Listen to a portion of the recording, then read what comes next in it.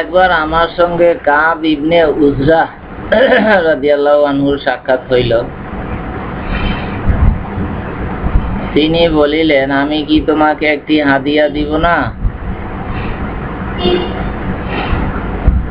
আর তাহা হইল এই,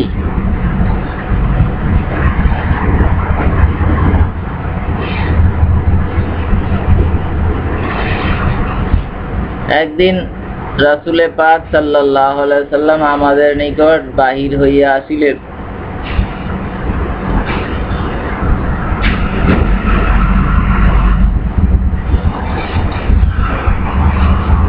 তখন আমরা বলিলাম, ইয়া রাসূলুল্লাহ সাল্লাল্লাহু আলাইহি সাল্লাম,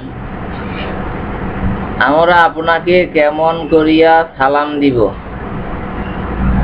আমরা আপনার উপর দুরূদ কিভাবে পড়িব? তিনি বলিলেন, তোমরা বলিবে, হে আল্লাহ, আপনি মুহাম্মদ সাল্লাল্লাহু আলাইহি সাল্লামের উপর এবং তাহার পরিবার বর্গের উপর খাস রহমত বর্ষণ করুন।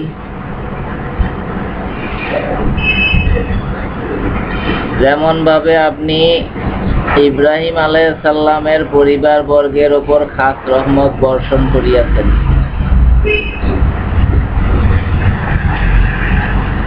নিশ্চয়ই আপনি প্রশংসিত, উচ্চ মর্যাদাশীল। হে আল্লাহ, আপনি মুহাম্মদ সাল্লাল্লাহু আলাইহি সাল্লামের উপর এবং তাহার পরিবার বর্গের উপর বরকত নাজিল করুন,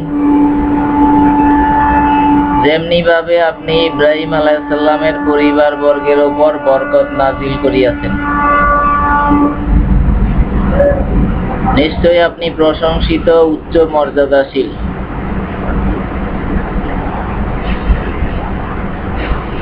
আল হাদিস, বুখারী শরীফ, হাদিস নাম্বার 5917।